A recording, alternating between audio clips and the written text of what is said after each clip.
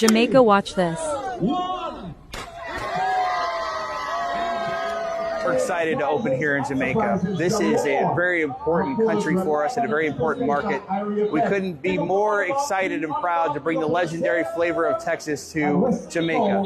And we want to be a part of this community, and we're really excited about the welcome we received today. So thank you so much.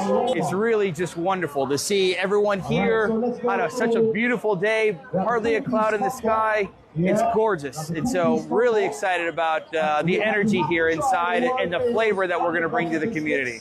Continue to grow. We want to be a success here and become a part of the community, both in Kingston and also the metro area of Kingston and all throughout Jamaica. Over there. The price, bad. Not panel, the price. Bad. But you know, it's alright, don't eat. It's a seasoning on the chicken, the barbecue, definitely there. The salt on the fries, it's not too much. It's definitely inside. It's definitely something. So the golden brown, definitely it's crispy. I don't try to juice it, but hopefully it's good. Yeah.